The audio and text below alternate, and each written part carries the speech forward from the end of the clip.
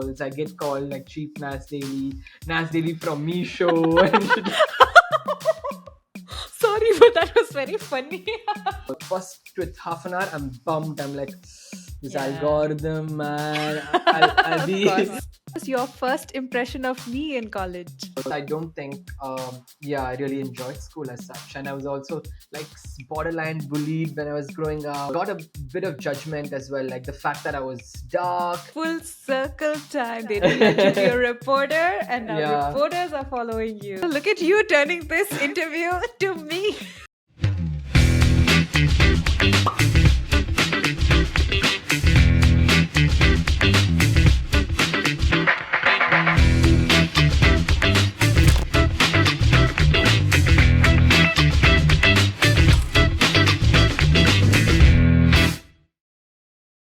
Hello, Sai. Welcome to Chumma Conversations. Thank you so much for having me. I'm very happy to be here. Yay, I'm so glad you're finally here. For those who are listening slash watching this, Sai and I kind of go way back. We were at journalism school together, and then we also got jobs in the same city, which is Noida. So it's been really nice to connect. And we also, incidentally, quit our jobs in journalism to do content creation. But I think you are still doing some kind of journalism with the kind of work that you do, right? True, true. And yes, it's crazy how like life, brings two people together. We studied in journalism school, and then we were in the same region. And who would have guessed that we would be doing this podcast a few years later? It's crazy, and I'm excited. Yeah. How much of what you learned in journalism is being used in what you currently do now? I think a lot actually. In a way, like even in media houses, we were all like producing content, writing, working with visuals, and telling stories in a way. So Hmm. I think news has given me a sense of what kind of information I should put out, and really giving me a background as to how I go about fact checking and stuff like that. How to maintain the language to be more inclusive, more collective, and stuff like that, to be more politically correct. So those kind of things, I think you wouldn't learn unless you do a lot of content, or if you are, yeah. So I think news helps me with those parameters a lot. So tell me something about your background. So where did you grow up and what were you like in school? Interesting question. I grew up in Coimbatore in Tamil Nadu, a very nice city, a nice second tier city, just like Mm-hmm. Mangalore, which is where you are from. Mm-hmm. And lots of nature, very laid back culture, and very nice people. It's like it's in the middle of a developed city and a town, so it's a very good balance, I'd say, Coimbatore. And how I was in school, to answer the second part of your question, I think I perceived myself as a brat. I was very naughty, and all the teachers used to not have a very good time with me. I wouldn't blame Uh-huh. them for that as well. But I was a misfit. I would put yeah I would frame myself as a misfit. I didn't fit in school. I didn't enjoy school much either. I loved Mm-hmm. college to bits, but I don't think school was the best experience as such. Yeah, I would say that. Was it because of the academics? Academics, and plus I don't think there were like-minded people as Mm-hmm. such, and I always felt like I didn't fit in, like when you don't fit in, right? Whether it's your thought process or whatever it is. I did have some good friends, but Mm-hmm. otherwise I don't think I really enjoyed school as such. And I was also like borderline bullied when I was growing up, so all of that together, doesn't sum to a good experience. Can you speak to your bullying experience and like how were you able to cope with that? Yeah, I think I wasn't aware of the fact that it was bullying in the first place. You're never aware, right? Yeah. You wouldn't like really you. I mean, first of all, you didn't even know what bullying is when you're like seventh or eighth standard. You just know that you're feeling uncomfortable, and you Mm-hmm. just know that you're not happy when people call you things or stuff like that, right? Mm-hmm. So I knew that it was making me feel uncomfortable, and I didn't enjoy it, but I didn't really know that this is bullying was a as a subject. And usually if you understand bullying, the problem is actually with the person who is Yeah. bullying, right? So that took me a lot of time to even understand, to come in terms with it. Like, so that I understood only when I was 18 or 19 and stuff. So I think that created a lot of insecurities, to answer your question. Mm-hmm. While I was growing up, I was pretty insecure about many things, like just myself, like low confidence and stuff like that, where it does take a hit on you, right? So I think that's how it affected me. But also, like, it also gave me like this subconscious drive as such, that lasts until today, that I have to prove myself to myself and to the world, and in a Mm. very positive way, I mean. And so I think in retrospect, I actually am glad that I had such experiences, and it really builds you up. Like, you're Mm. it makes you a very strong person at such a young age, when you don't even realize. And yeah, and you draw in from that strength throughout your life, and you go through more difficult experiences as such. So I think in retrospect, I am glad. Yeah. Mm. It's interesting you say that because from what I've known you, I've always seen you to be a very confident person, a very bubbly Yeah. person. So tell us about you told me that it was building you up while you were in college, and you really loved college. And in fact, you didn't study journalism at the outset. You are a mechanical engineer. Yes. How did that happen? I'm a very proud mechanical engineer. Even when I introduce myself, I'll always say that I'm an engineer turned journalist. Mm-hmm. I loved engineering. It was not that I was very bad at it. I was an above average student. I would score like 70 to 75%. But and I think I did enjoy it to a certain degree, but I just didn't see myself doing it for the rest of my life. As simple as that. Mm-hmm. Engineering is hard. I have profound respect for engineers. It's they build the world in a way as well, and I really enjoyed it. It was I went to VIT, and it was a great Mm-hmm. college, lots of exposure, people from all across the country, and I think it was a new life for me. Like, after school, I had page one, like, let me script my Hmm. own story types from page one. So it was a new opportunity for me to, like, look at things differently, to yeah, like, to really script my own life in a way that I've always wanted to be. So I think engineering gave me that chance. Going to college in a new place with new people gives you the chance to start once again. So Mm-hmm. and I really enjoyed engineering in a sense that yeah, because of the exposure, because of the people's amazing people from all across the country, great friends, and lots of really fun stuff. So it's really where I discovered what I didn't want to do, because I was always partaking in, like, extracurriculars and Mm-hmm. stuff like that. So that's where I discovered that I didn't want to do engineering, and I thought I should do something in communication. And Mm-hmm. I thought, okay, I'll be this cool Jimmy Fallon kind of host, hosting Uh-huh. celebrities and stuff. So that's why I thought, like, like, okay, let me at least move towards the closest thing to that in our country, that is like news and journalism. So that's how I finished engineering and then digressed into journalism. What were your parents' reaction like? Because you just spent 4 years Yeah. studying to be an engineer, and now you shift. I think they were very positive. Like, my parents, I have to, like, prove myself at every nook and corner. Then if I prove myself, and if they see that I'm working hard at it, then they're okay with it. Like, otherwise it's totally fine. So I think, yeah, the first time itself, they were super supportive from the beginning until now. Yeah, always giving me a room to take risks. Oh, that's amazing. Yes. So you go from engineering to then studying journalism. What was Journalism. that shift like? That shift was interesting, because I have not read even one newspaper until then. Okay, I was not this, like this hyper news junkie. Nothing of that sort, Sasha. I've Uh-huh. never read a newspaper. I've never consumed news. Maximum, I'll know the Chief Minister of Tamil Nadu and the President of India, because you just know these things. Like, Uh-huh. that's it. That's literally my extent of information as such. So I was like, let me go anyway. And I did radio journalism, okay, radio Mm-hmm. jockey and stuff. I thought it'll just be like a fun course. Let me go see. But then over time, I got really consumed by it. Like, I really enjoyed imbibing and consuming that much information of different genres. Like, you know what I mean when I say that Yeah. when you consume that much information, it opens up so many different doors in your head, right? Mm-hmm. Like, your perspective changes, your worldview changes. Yeah, everything changes when you're exposed to so much information. I could step back and be like, hey, this is actually changing and doing a lot in my head. So I think I Mm-hmm. should continue it, just for that purpose of understanding the world, understanding society, understanding how things work.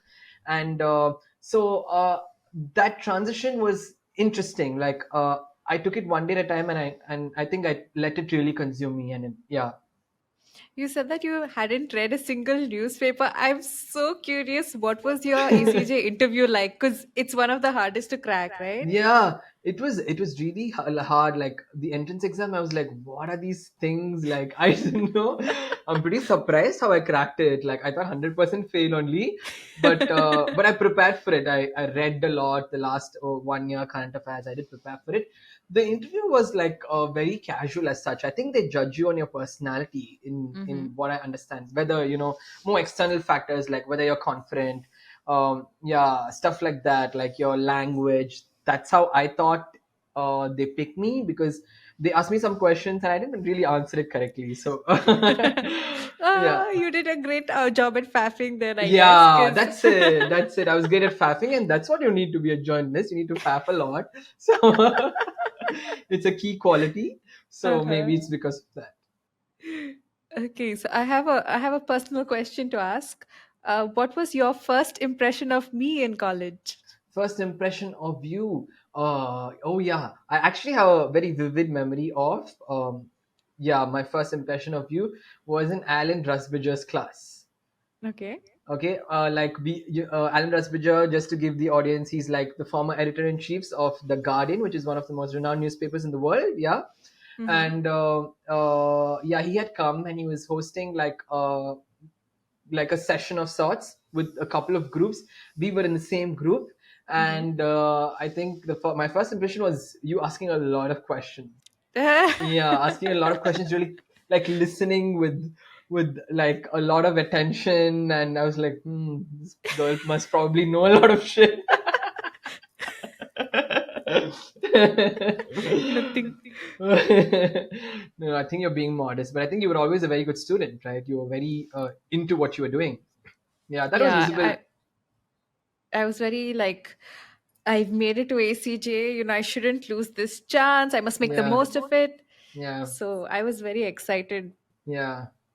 But let me tell you about you. So I always remember you Mm. as this smiling, happy person. I've literally never seen you ever sad, stressed, or upset, even during submissions, dissertation, anything. So you're always happy, always smiling. You're like, hi, hi. I have that So front.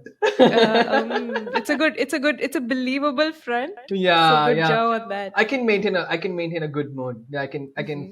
put things behind, and I can live in the moment to a large extent. Yeah. Mm. Uh, So let's talk about the real world of journalism, because I have a lot of people messaging me saying, hey, I'm interested in doing journalism. I love communications. Like, can you guide me? Can you give me some help about it? Mm-hmm, mm-hmm. So let's talk about Yes. how different your experience was of Mm-hmm. how you thought journalism was going to be Mm-hmm. versus what it actually was. Mm-hmm. Nice, great, interesting question. And hmm, thinking about it, I think our exercises in ACJ were pretty Mm-hmm. hands-on. I would say it was pretty hands-on. So I think they did at least to a 50 to 60%.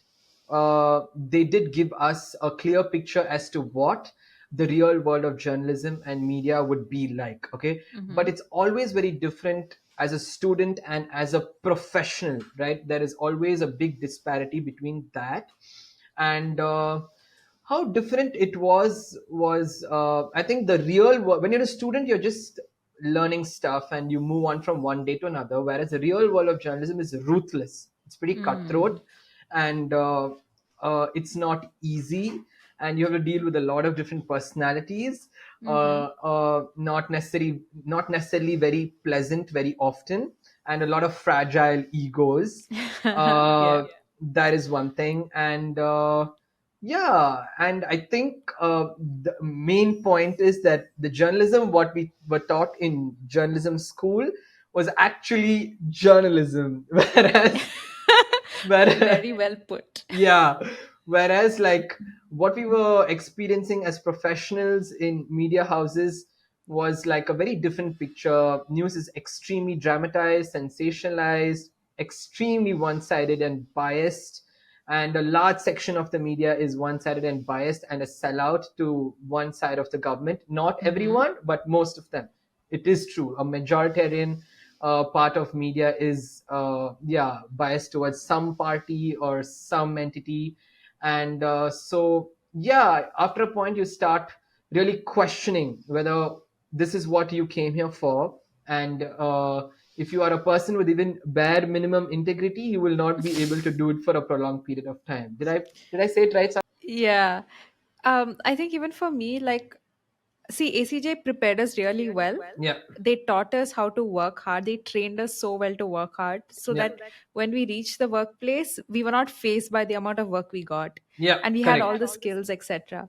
correct. But I think what the difference was that we had a very idealized version of what journalism should be. Mm-hmm. I remember our BBC professor always saying, it's about balance. You need to get both sides of the story. You have to be Yeah, fair to the viewer. Like, yeah, ultimately, your job is to simplify news for the person who's consuming it, right? true. And then once you get into the workplace, you realize, oh, that's quite different.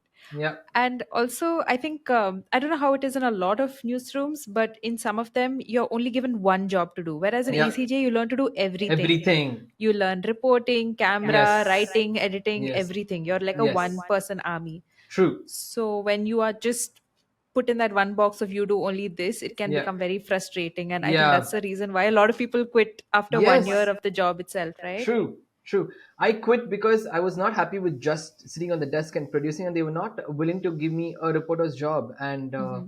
And I also like got a bit of judgment as well, like the fact that I was dark, and yeah, I think they were not really happy with the way I was looking and stuff. Like I did get that idea in a so-called top national media house. So once I knew that, I Hmm. was like, I'm out of here. You will not, Mm. yeah, give me a job based on how I look. That's very superficial. And so once I knew it's not going to happen just because of how I look, I was like, that's it, I'm done here. And yeah, that was my first job, and that's the reason I actually quit my first job. Yeah, just because Did exactly what you mentioned, like because they box you. Yeah, yeah. Did someone say something? someone didn't say something to me directly, but I did hear it from behind the scenes that they were not happy with the way I look and I was a guy. And usually, apparently, they prefer girl reporters more. I don't know, like, yeah, but I do believe it when someone says that. I think it's, yeah, it's a believable thing. Yeah, the fact Mm. that, yeah, someone thought like this. Yeah, they lost out on a great reporter. Their loss. When they see your work now, they'd be like, oh, how could we let him slip out through our I fingers? hope so. I hope so. But on the flip side, I think you'd agree with me. It is a lot of learning, right? Hmm. Working in media is a lot of learning, and I did have a love hate relationship with it. Like I love the adrenaline. I love the idea of breaking news. I'm sure you know what I Yeah. mean. Oh my goodness. And Yeah. yeah, like everyone working towards one piece of news, and it was very exciting. It was very exciting as well. But in the larger scheme of things, when it comes to your values, compromising your values and what you stand for, then it becomes meaningless and empty. Yeah, Yeah. The thing you said about adrenaline rush is so true because yeah, once I switched from TV to digital, yeah, the first day I was like, it is so quiet, like nothing's happening, no one's yelling. And you really miss that. Like, I yeah, miss the rush of breaking news. Like you mentioned, everyone working towards one thing. yeah, If the prime minister was speaking, then yeah, everybody had to be on it, and you work yeah, like a well oiled machine. yeah, It's an amazing feeling to be a part of yeah, that team and, yeah, do that well. yeah. But I think if you have something else in mind, there are people who enjoy being a part of that Yes, system, who yes, like being part of the desk. But true. if you are someone who likes reporting, then you would feel frustrated with that. What was it like going through the shift from working for a company to doing your own thing? How did that happen? I think like after 3 years of working in different newsrooms, I did like three different jobs in three different channels. They were all different in its own way, and I'm glad I shifted from one channel to another because they were all different experiences and they all gave me different perspectives. And while I enjoyed working as a journalist in these media houses, I was just not happy and satisfied. Like I didn't come here to do this kind of work, like monotonous Mm-hmm. work and one-sided work. I wanted to do something with real impact, and I could like experience. I was I was feeling it very in a very real manner that my passion was dying. Like you were just like doozing the fire of how much I love stories and how much I love to do what I do.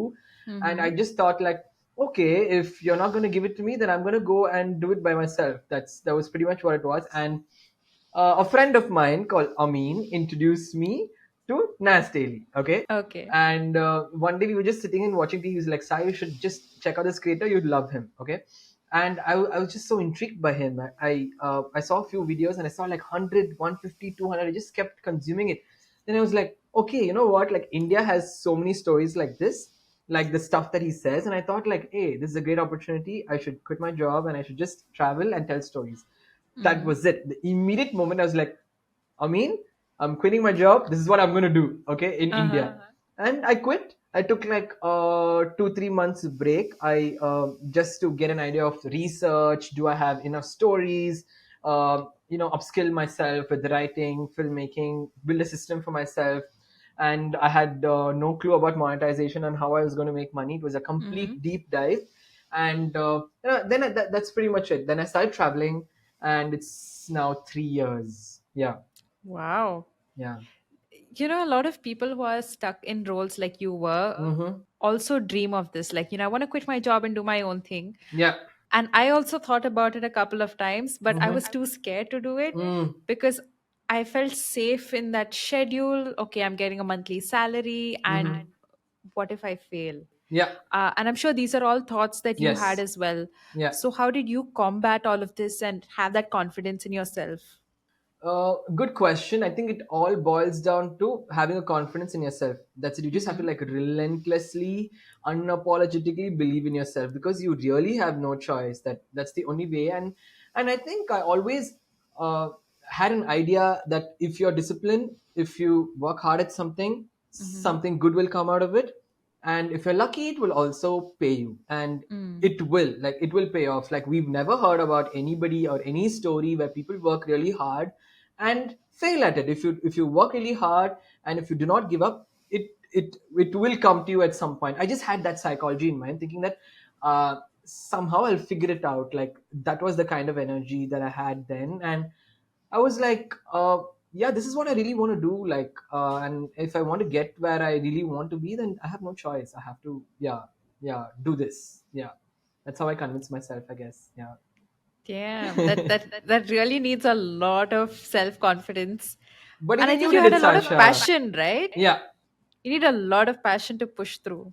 Yeah, you need a lot of passion to push through, a lot of passion. It's a completely passion driven job. What I do is a completely passion driven job. And after a point, I don't think like attention or money even drives you. Like you really need to be passionate about telling these stories, about talking about Yeah. these people.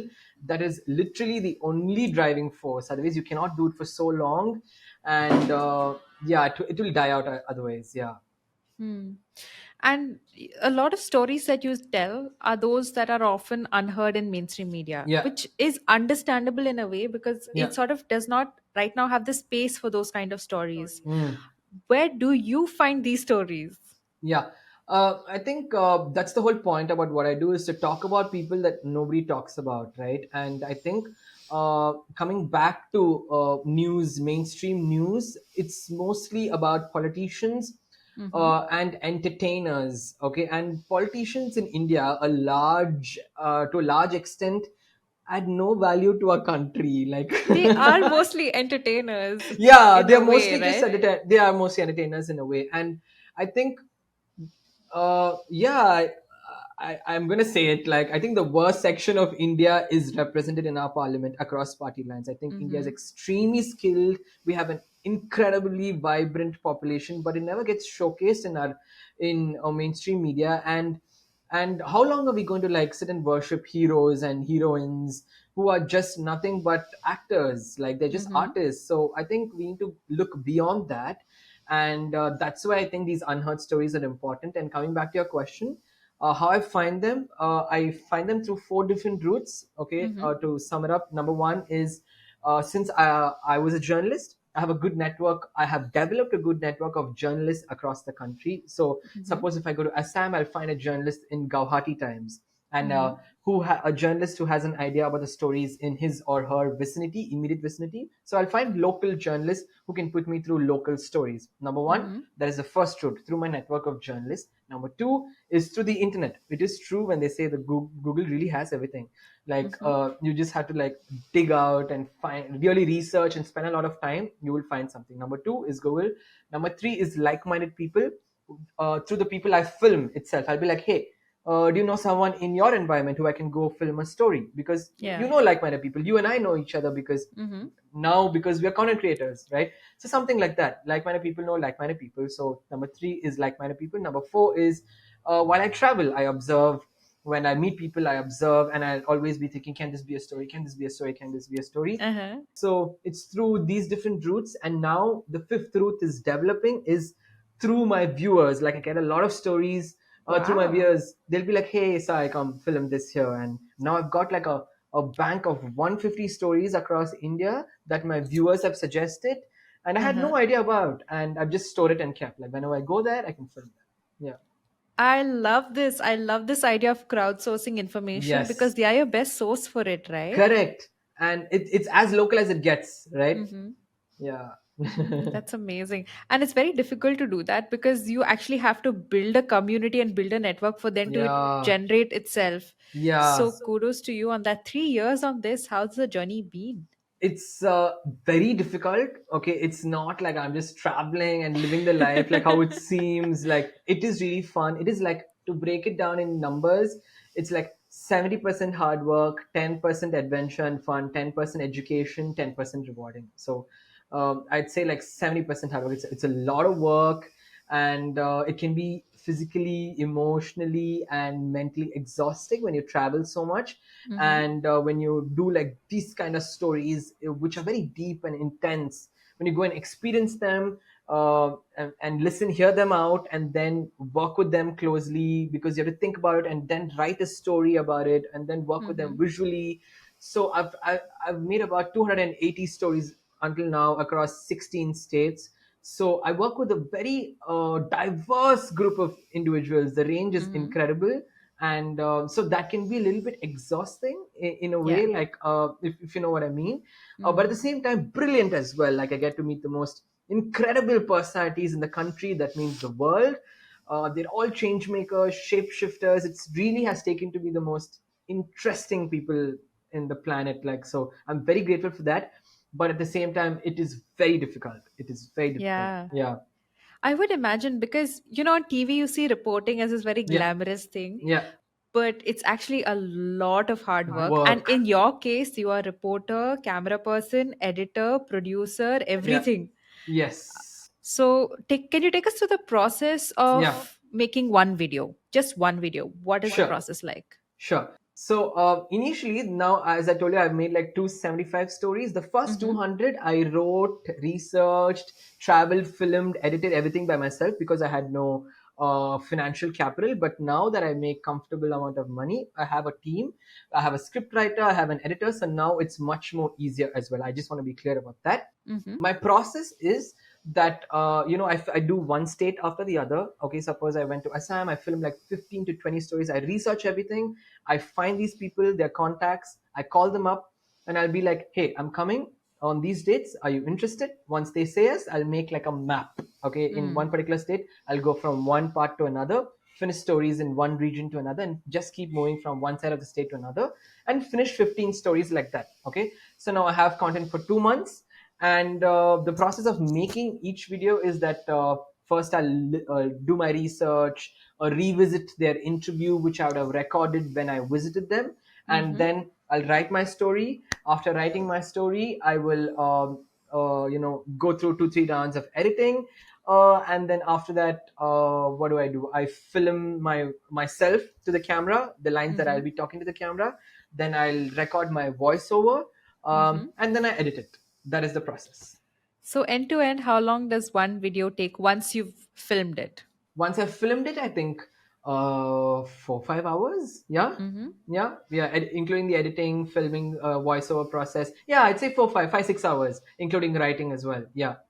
So apart from filming 5 6 hours to do Yeah. a 99-second video, Yes. so I mean this would give people who are watching an idea of how much work goes into it to make it Yeah. look effortless. Yeah, it's true. It is not all. Yeah, it's a lot of work.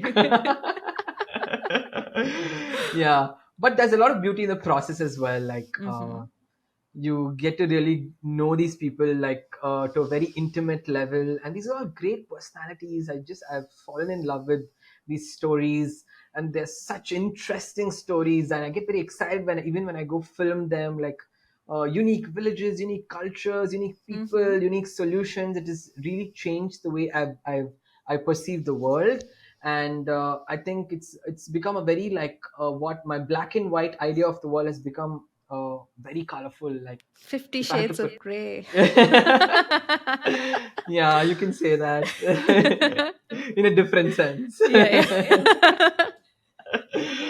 Yeah, you can say that. Mm. No, and now I'm very drawn to, like, stories, like, everywhere, all across the world. Like, I'm always Mm-hmm. reading about different villages, different cultures, different buildings, different mindsets, and it's become like that. My mind has become like that, if that makes sense. Yeah. You're clearly very passionate about what you do, and Yeah. it reflects in your work as well. How does that impact you when it comes to social media? Because you've put in so much effort into something, and it may or may not always work. Yeah. So, at times where a video doesn't perform as well Yeah. as you would have expected, have you had instances like that? Of course, like, it happens every time. Like, it's very irritating, to be very frank. Like, you know how it is. And I think, I didn't, like, break until, like, 200 videos. I was like 20,000 followers. It was extremely depressing, and I was like, I'm doing this for another 2 weeks. If one video doesn't go viral, I am done. I was done. I was literally done. I was like, anyway, nobody's watching. Nobody's going to care Hmm. even if I stop doing this.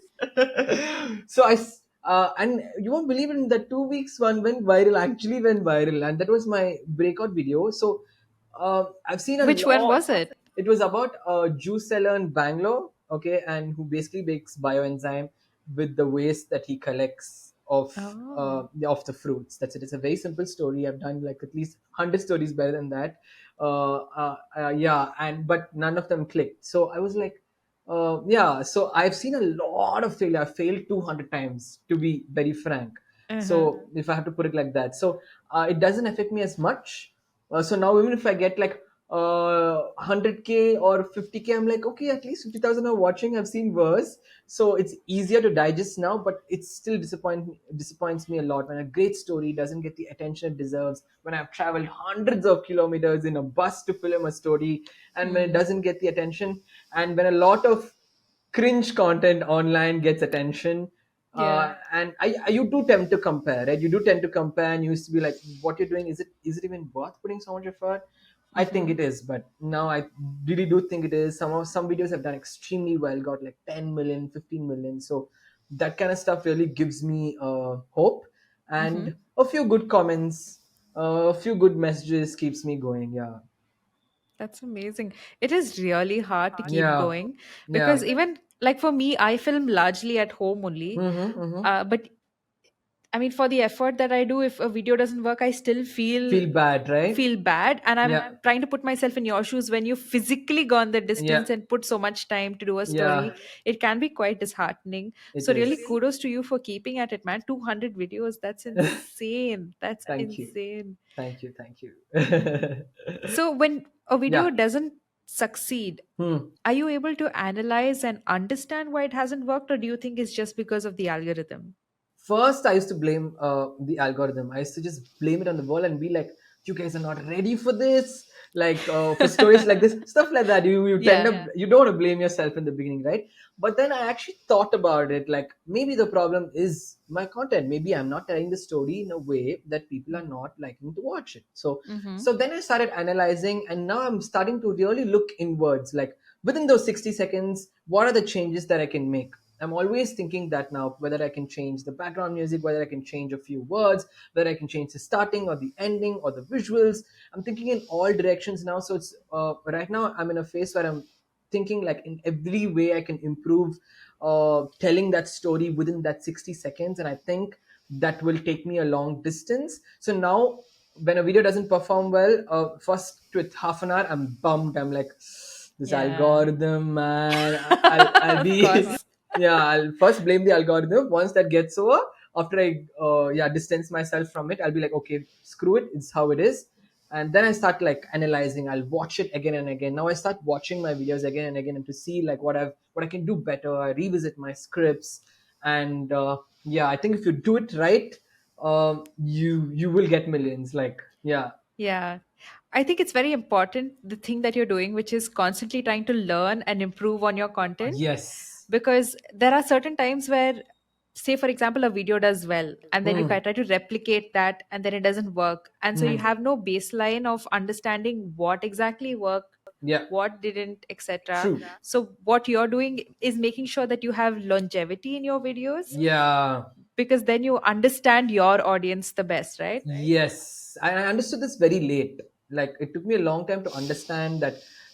Yeah, I should look inwards, and only then I'll understand my audience, as you put it very well.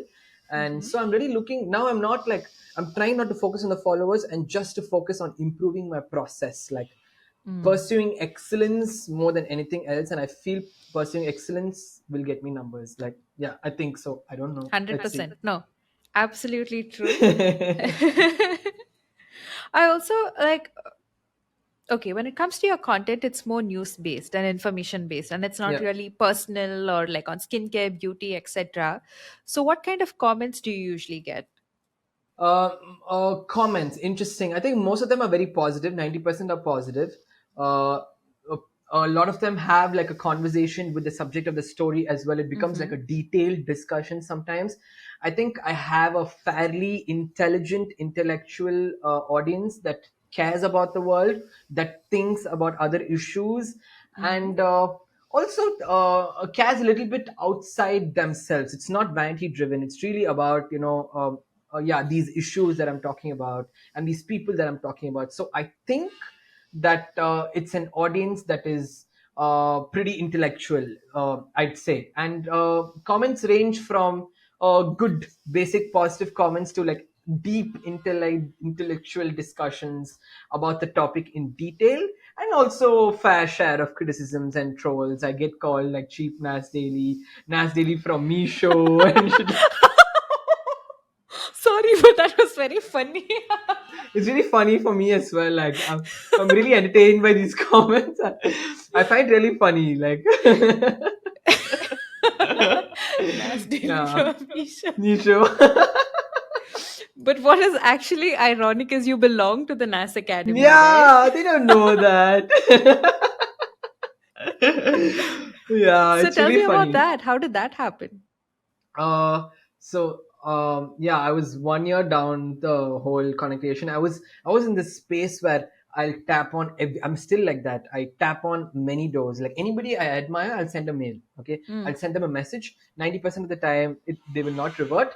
10% of the time, they will revert, and it might just be life changing. Like just like Nas Daily did for me. And I just left a mail and applied for something specific in a very like quirky way. And I think he saw it, like Nuzaya saw it, and he immediately texted me on WhatsApp and he said like, "Hey Sai, stay on the ground until we make it." Okay.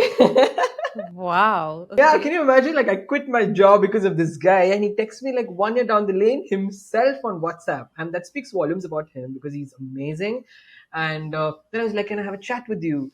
Can I just talk to you?" And he got on a call with me for half an hour, 40 minutes, irrespective of him being one of the most renowned storytellers in the world today. He spoke Mm-hmm. to me for 40, 50 minutes and told me what I can do right, what I can do wrong. And he was like, "I see a lot of passion in you," and stuff like that. He was very nice. And then after a few months, someone on his team approached me saying that, "Why don't you come work with us?" And yeah, that's how it started. I work as a global educator there. It's literally the best job in the world. And Mm-hmm. touch wood, I'm very scared. And yeah, Why? because I don't know how long it'll last. Yeah, but things never last usually. So, Mm-hmm. so 2 years. It's been 2 years, and it's not even a job. It's an experience. Every day is like I love it so much, and I can't believe I get paid for doing it. Like it's crazy. Yeah. What do you do?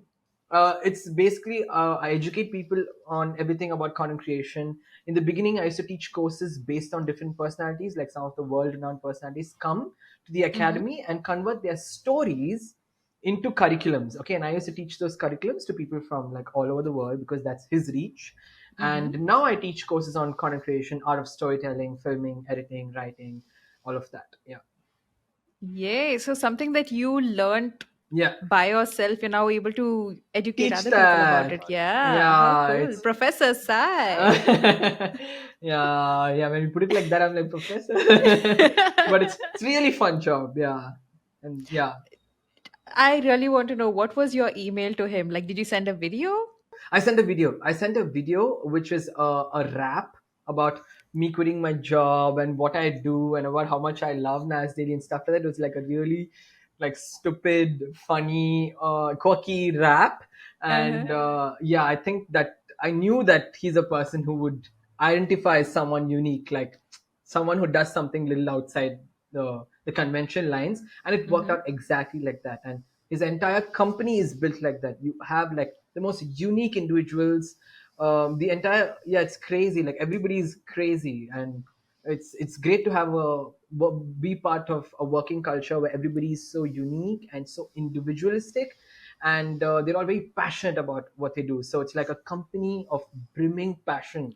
So can you imagine like what How the output, exciting. yeah, and the consequence of a company like that will be? That's why they are, yeah, so successful. Yeah, I think so. Soon we'll start one Sai Academy Yeah. also. Ah. That's all. Do you think you'll ever post that video online? No, I don't think so. Yeah, yeah, yeah.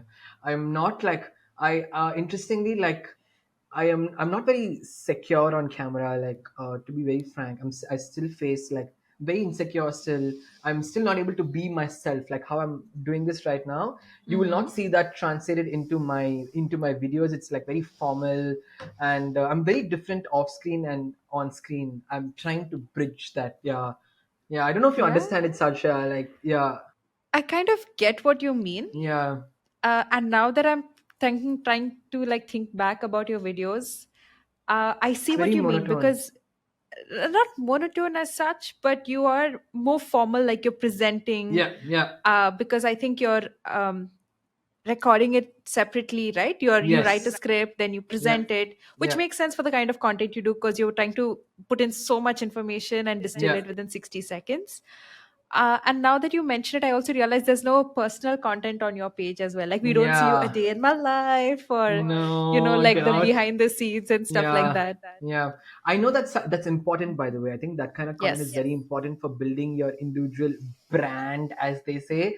And because Mm-hmm. of that, I've consciously tried to push a content about myself. I've made 2 3 videos. I have, but I think I should do more. But I'm not comfortable at all. Like, yeah, that's the truth. Yeah, but Oh. I'm trying to be more comfortable. It's changing, but it's a slow process. Yeah, Yeah, I think your audience would be really interested in it, yeah, especially in the process of things, because yeah, we only see the output, right? But I yeah, think we would appreciate it a lot more if we saw the effort you went through. yeah, yeah. I will make a video on that. It's a good suggestion. Thank you. I'm looking forward to seeing it. So I want to ask a little deeper question now. Sure. What would you like to be remembered as? That is a deep question indeed. I I don't think I have a certain answer to it. I don't think it's. I just want to be remembered as someone who has some kind of impact in the world, Hmm. and someone who made people feel good. Yeah, someone who made people feel good, and that's it. Like, yeah, that's really what I want to create like positive impact on the people that surround me, on the people who watch me work, on the people I work with. Hmm. Yeah, I think everything else is superficial. So yeah, this would be good. Nice. Have you ever had any journalists now reaching out to you about stories or? Lots of journalists follow me, like, and I like that. And whenever a journalist follows me, I have a very bad habit or a good habit of stalking my followers, okay, just to Uh get a huh. sense of what kind of people are following me, okay. Uh So huh. whenever someone follows me, I'll always here and there I'll stalk them and see, and I know a lot of journalists are following me, so I'll always message them immediately, and I'll be like, hey, I'm so glad that you have followed, I really hope you enjoy the journey. And Uh-huh. whenever I see some talented person or someone's work that I think I enjoy, I'll always leave them a text and be like, I'm glad that you have joined me on my journey, because I like that there are different individuals, different kind of individuals following your content. I think that makes Mm-hmm. a community stronger, don't you think? Yeah, absolutely. And especially having journalists follow you is, I think, great validation of the kind of work that you do as well, right? Yeah, I think so. Full circle time. They didn't let you be a reporter, and now Yeah. reporters are following you. Yes, I want to make this a huge storytelling movement. Like I Mm-hmm. that's my mission. Like I hope I can reach lots more millions with these stories, but I know these stories have the potential to also reach hundreds of millions of people if given a chance. Yeah. And yeah, I really do think that human stories resonate with millions of people, because we're all humans, just for the Yeah. simple fact. So I do think they have a lot of potential at the core essence of it. So I'm very determined to tell as many stories as possible, and yeah, probably complete the entire country. Let's see. Yeah, because especially India, we have So so much. many stories. It's It's crazy, crazy. right? It's crazy. Yeah. It's crazy. Like I'm like, you don't even need to like travel the world for telling these stories. You can.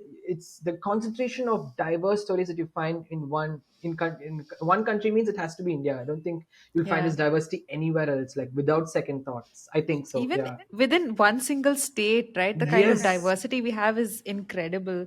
It's insane. It's insane. Yeah, you're So I'm right. very excited for all your future projects and Sai Thank you. Academy that's going to come up.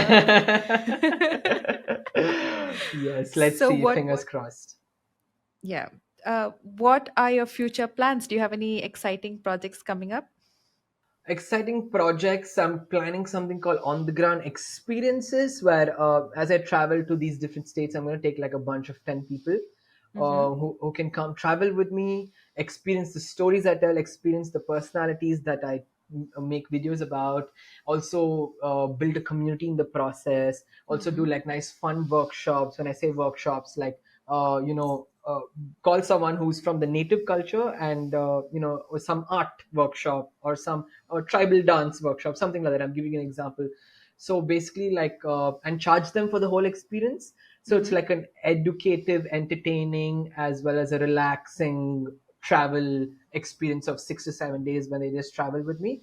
And I can charge them for it, and also like break even, or maybe at least for Hmm. that money that I put in for that particular travel experience. So I'm thinking of something like that. And I think, um, correct me if I'm wrong, but a lot of young people really want to travel these days, right? Yeah. I don't think we live in an era of investing in assets or materialistic things. It's more about traveling the world. A lot of them, not Yeah. everyone, but a lot of them. YOLO. Yeah, a lot of them are like YOLO, and these travel influencers are influencing more people, right? Mm-hmm. And so I think I want to capitalize on that market, and I think what I do is relatively unique. So maybe people will be interested. Let's see. That would be a fantastic idea because, Thank you. when we usually travel, we know, okay, these are the monuments, this is the Hmm. interesting places to eat at. It's just that. But you actually Yeah. want to travel to experience local culture intimately. Yes. Yes. And what you're doing is something that's a perfect opportunity to do that. And Yeah. it's so unique. I like Yes. when you were talking about art and like tribal dance, I was like, I wish I could come on those trips. That would be so fun. You can come. You can come to one of the experiences with Akash. But I want to ask you, like, don't you think it's something?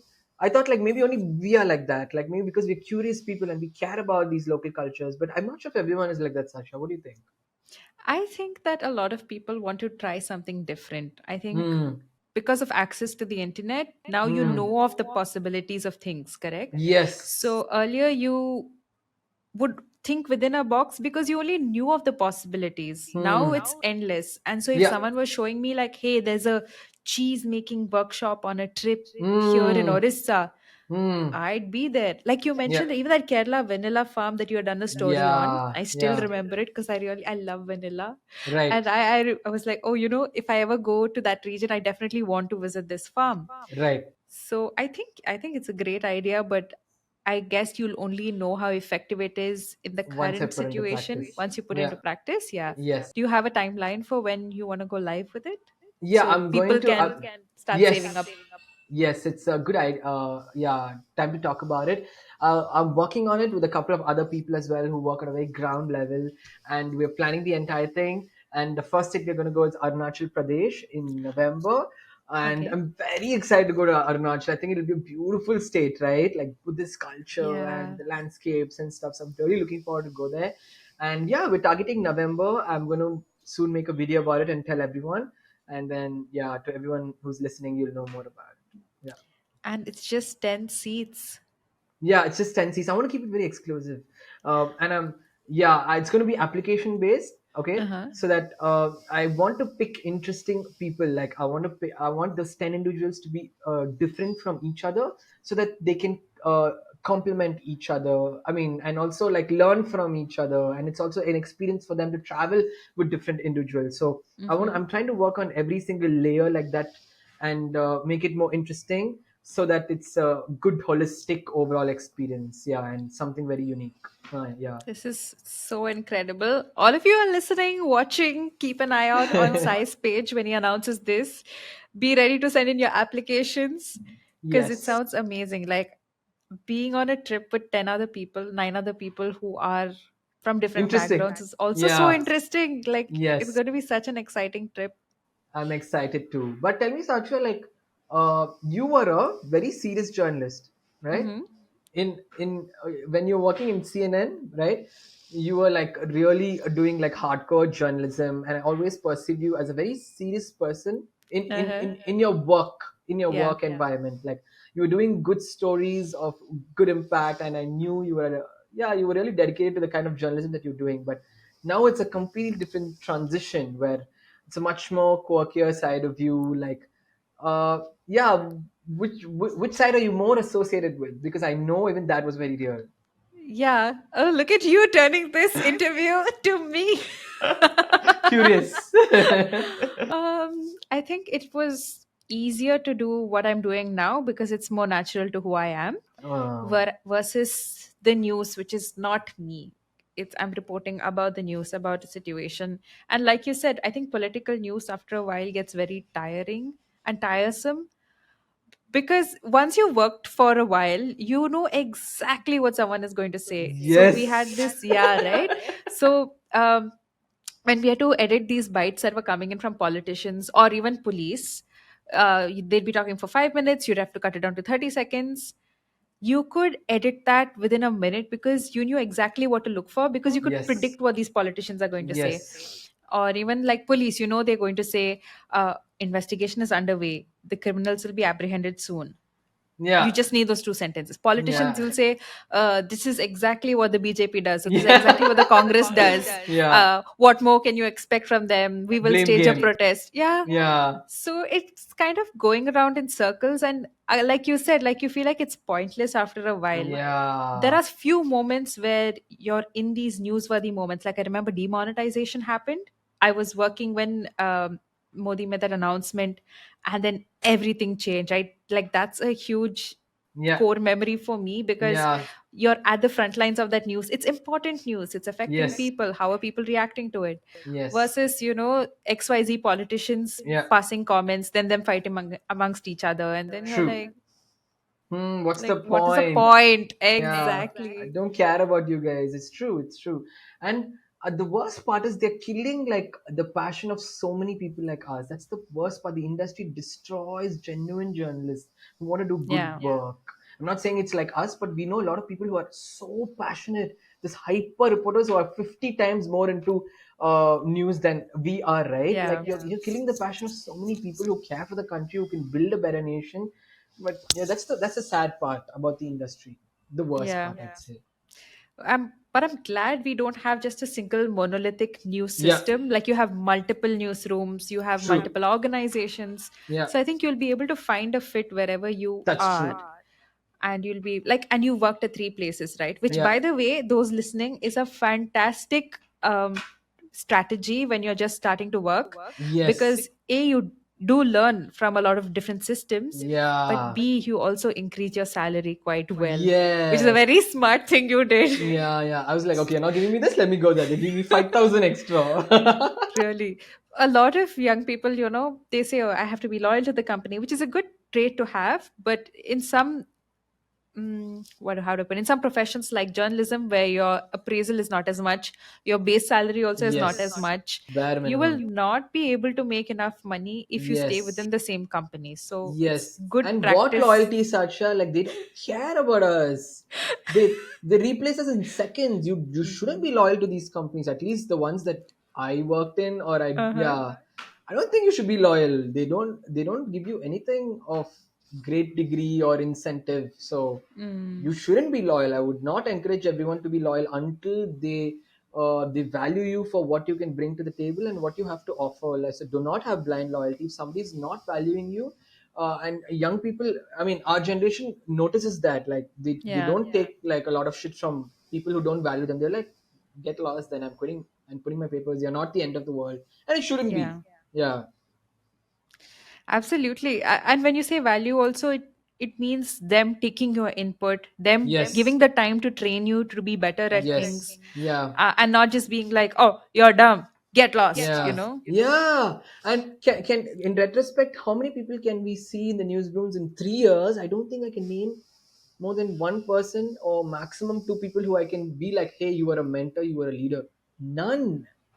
Yeah. Like bare minimum, I can name one or two people, but I've worked with so many, like 50, 60 people. So that just shows how like yeah, there is so much lack of leadership in a place where leadership is so important. Yeah. I wish you had a chance to work at CNN because I had really good mentors there. Leadership, yeah. Yeah, they were That's really really good. nice. That's And really I think nice. that's also the reason why I stayed on for a longer time You because worked there for 2 years? I was within Network 18 for 5 years, Oh two and a yeah. half TV, two and a half Network 18. And so there they have a culture of really taking young people under their wing and Hmm. training them and giving them opportunities. So Hmm. then you feel a sense of loyalty, you're like, okay, these people value me, so let me continue here. But it Right. wasn't so good for salary wise because Yeah. because you're not changing your job, you're not getting that jump that Yeah. your peers are. Yeah. What's the salary? Like This is turning into a full ranting session. Yeah, salary yeah, isn't that's a very whole good. different tangent. But Yeah, which is why when a lot of young people are like, should I take a loan and apply? I'm like, you won't please, get the money no. back. You will not make that kind of money like you would like if you were working in an MBA, you would probably earn that money back in a while. But Yeah. in journalism, a lot of people are still in it because they are purely passionate about it. Yes. And True. True. it's lovely to work with those people, Yeah. but you when you look at your own life goals and you think of your own responsibilities True. and you come to a point where you're like, I cannot do this. Absolutely, Yeah. absolutely. That's very well said. But I do think, without trying to discourage everyone, like nowadays, like journalism teaches you how to make content, right? And Mm. with content, you can get the biggest jobs in the world this day. So, if you don't want to do hardcore news, you can get like great content-driven jobs across the world. So now it's really opened up because of social media and content creation and digital marketing. And yeah, so I do think you can earn a lot of money with the skills that you learn in J school, if I'm Yeah. right. Yeah. Correct, correct.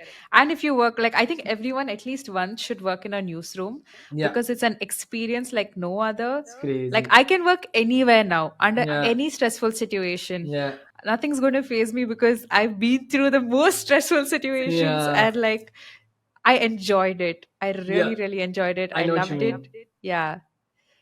But this is also exciting. This is different. The only difference, I guess, is that you're doing it all by yourself. Yeah.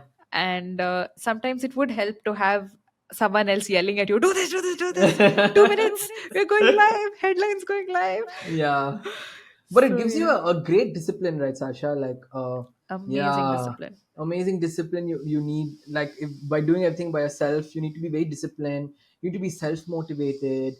Uh, and you have the freedom and liberty of time and space. Like, it's Yeah. Monday morning, we are Mm-hmm. on a podcast, right? Stuff like that. Like, I won't work for at least another 2 hours because I'm going to take a Mm-hmm. break because I want to. I don't feel like Mm. working now. So stuff like that, you have the freedom of time and space and working when you want to, which is like, so I love that. I love that. Yeah. Like, and now I've started thinking like, why should somebody else control my time? And I've started thinking in that direction a lot. Yeah. getting back to a corporate job will be very difficult after this. I know what you mean. Like earlier, Yeah, my problem was I would get so into work yeah. that I was constantly working. Even when I Mm. was home, it was my day off. I would always be checking the WhatsApp group about, oh, this update is happening, that update is happening. It becomes unhealthy because you don't have that boundary, right? And that's Yes. largely a self issue because it's your first job, you want to do well, you're excited by what you do. And then once you step away from it and you look at it, you're like, why was I like that? Like, I barely saw my friends. I was always Yes. working, Yes. not sleeping well. Health went for a toss. Yeah. Uh, the Not work was worth it. fun, but yeah, Yeah. long term, you can't do it. Yeah. You need Long to be term able can't. to set those boundaries. True. Absolutely right. Absolutely right. Agreed. Awesome. So, thank you so much, Sai, for coming on Chimo Conversations. My pleasure. And I had a great time talking about things we were probably never spoken about, right? Yeah, as we should, if you ever feel like ranting, you can call me. You have my number. But all of you are listening or watching this on YouTube, I'm putting all of Sai's socials in the description. Definitely follow him because you will learn a lot about your own country, your culture, which you would have never realized otherwise. And it's a fantastic style of storytelling. Thank Even you. if you are not able to travel much, you can travel through Sai's videos. Thank you. Thank you so much. And I have to say that even when I had like bare minimum like 15,000 or 60,000 followers, I used to reach out to you and ask you to share. You have shared it three, four times without even thinking twice because you just wanted to support the content that I do. And I have to like profusely thank you for being so generous with those shares. It means Uh, a lot, a lot. You had no idea what it meant when I had no followers. So thank you. anytime. I absolutely love your work, and I Thank can't you. wait for on the ground experiences and for all the exciting things you're going to do ahead. Yes, thank you so much. Thank you so Bye. much. Bye. New episodes of Chuma Conversations with your favorite content creators will be out every Wednesday, so make sure you click on that follow or subscribe button to make sure you never miss an episode when it comes out. Have a great week ahead. Bye.